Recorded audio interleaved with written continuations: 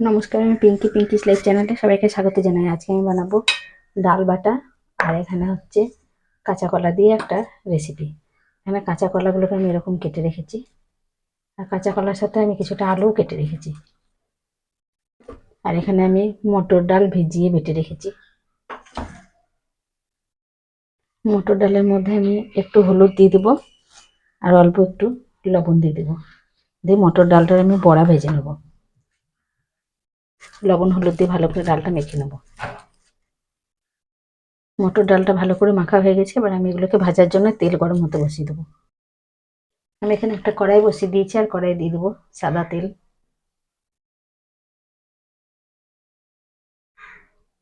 তেলটা গরম হতে দেবো। তেলটা গরম হয়ে গেছে, এবার তেলের মধ্যে আমি এই মটর ডাল থেকে ছোট ছোট করে বড়া ভেজে নেবো। ছোট ছোট করে ভেজে নেবো।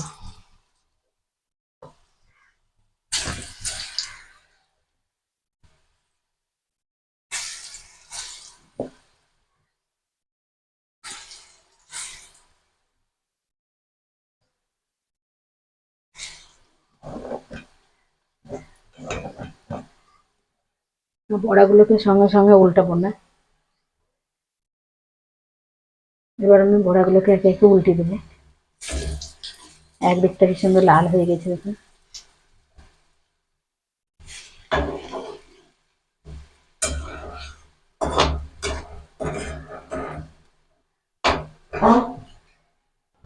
বড়াগুলো লাল করে ভাজা হয়ে গেছে, এবার এগুলোকে আমি তুলে নেবো।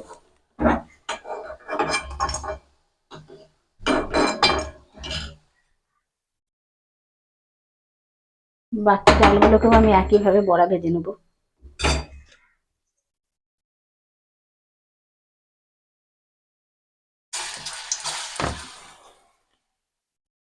বাকি বড়াগুলো আমার ভাজা হয়ে গেছে, এগুলোকেও আমি নামিয়ে নেবো।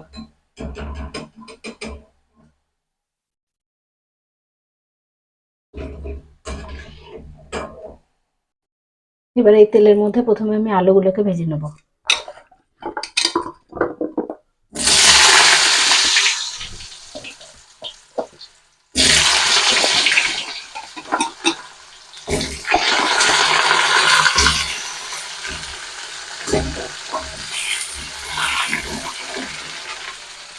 আর আলুগুলো ভাজার সময় আমি অল্প একটু হলুদ দিয়ে দেবো,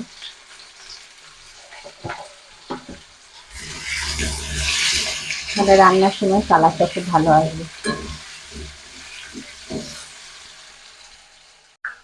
আলুগুলো ভাজা হয়ে গেছে, এবার আলুগুলোকে আমি তুলে নেবো কড়াই থেকে। দেখুন আলুগুলো কত সুন্দর ভাজা হয়েছে।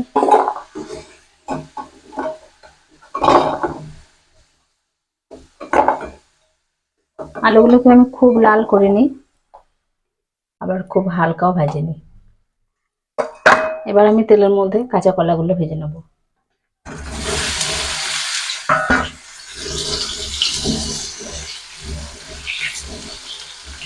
আলু ভাজার সময় তেলের মধ্যে হলুদ দিয়েছিলাম, সেই জন্য আর কাঁচা কলা ভাজার সময় আর হলুদ না দিলেও চলবে।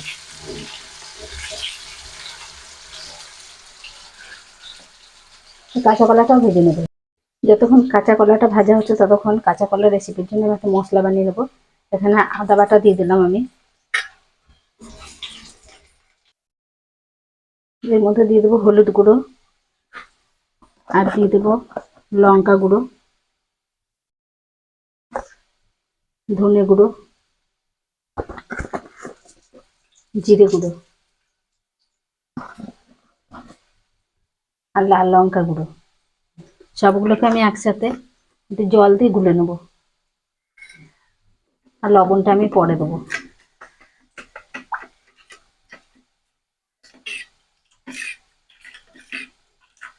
মশলাটা রেডি হয়ে গেছে। এদিকে আমার কাঁচা কলাগুলোও ভাজা হয়ে গেছে, কাঁচা কলাগুলোকেও আমি তুলে নেবো কড়াই থেকে।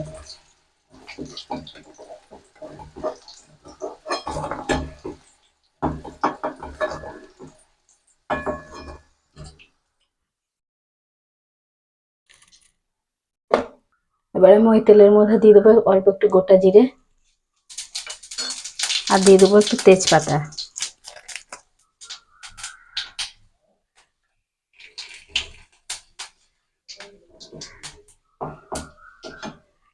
এবার আমি ওর মধ্যে দিয়ে দেবো টমেটো কুচি।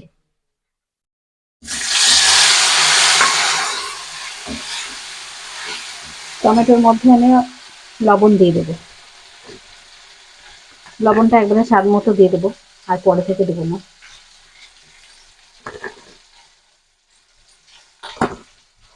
লবণটা দিয়ে দিলে টমেটোটা তাড়াতাড়ি গলে যাবে। 1 মিনিট মতো আমি টমেটোটাকে তেলের মধ্যে নেড়ে নেবো। টমেটোগুলো অনেকটাই গলে গেছে।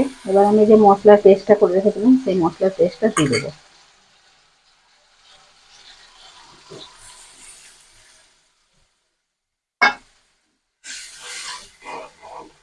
দিয়ে মশলাটা ভালো করে কষিয়ে নেবো। মশলাটা ভালো করে কষানো হয়ে গেছে, আর দেখুন মশলা থেকে কত সুন্দর তেলগুলো ছাড়ছে। পুরো তেলটা মশলা থেকে ছেড়ে দিয়েছে। এবার আমি এর মধ্যে দিয়ে দেবো কাঁচা কলা আর আলু ভাজাটা।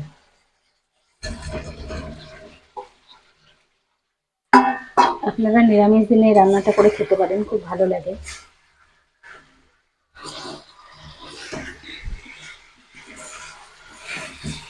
ভালো করে মশলার সাথে কাঁচা কলা আর আলুটা মিশিয়ে নেবে।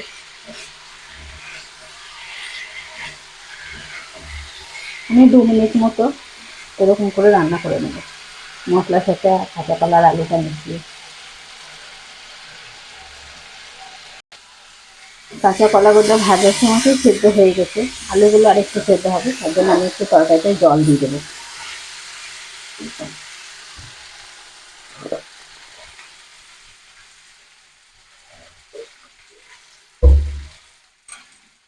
জল দিয়ে দিলাম। আর এই তরকারিটা আমি খুব ঝোল রাখবো না, বড়াগুলো যেহেতু দেবো বড়াগুলো একটু জল টানবে, সেই জন্য আমি একটু জলটা বেশি দেবো। মাখা মাখা তরকারিটা করবো। আপনারা যদি ঝোল খেতে চান তাহলে একটু বেশি করে জল দেবেন।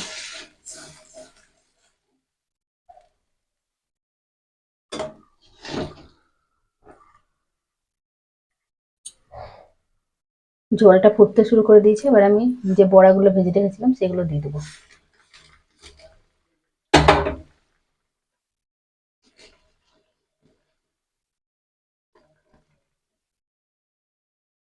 ঢাকা দিয়ে কিছুক্ষণ রান্না করে নেবো, তাহলে বড়াগুলো ভালোভাবে ভিজে যাবে আর আলুগুলো ভালো করে সেদ্ধ হয়ে যাবে।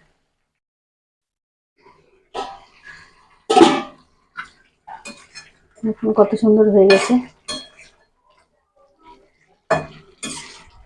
আর এইটুকু ঝোল থাকবে, নামিয়ে দেওয়ার পরে এটুকু টেনে যাবে ঠান্ডা হলে। আর এবার আমি এর মধ্যে দিয়ে দেবো একটু গরম মশলা গুঁড়ো।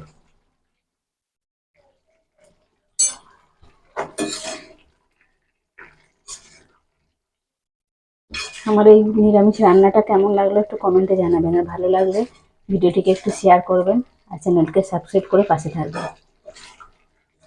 আর এরকম করে বাড়িতে রান্না করে একবার খেয়ে দেখবেন, নিরামিষ দিনে খুব ভালো লাগে।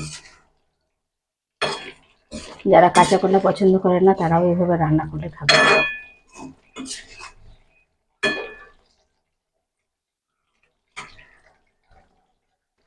রেডি হয়ে গেছে আমার কাঁচা কলা ছোলা ডালে বড়ার রেসিপি। আঁচটা বন্ধ করে দিলাম, এবার নামিয়ে নেব। দেখুন বড়াগুলো কত সুন্দর নরম হয়েছে, কেটে গেল কত সুন্দর। আর এইটুকু থাকবে গ্রেভিটা, এই গ্রেভিটাও টেনে যাবে ঠান্ডা হলে, পুরো মাখা মাখা হয়ে যাবে। কেমন লাগলো অবশ্যই কমেন্টে জানাবেন। আর আমার ভিডিওটা এখানে শেষ করলাম।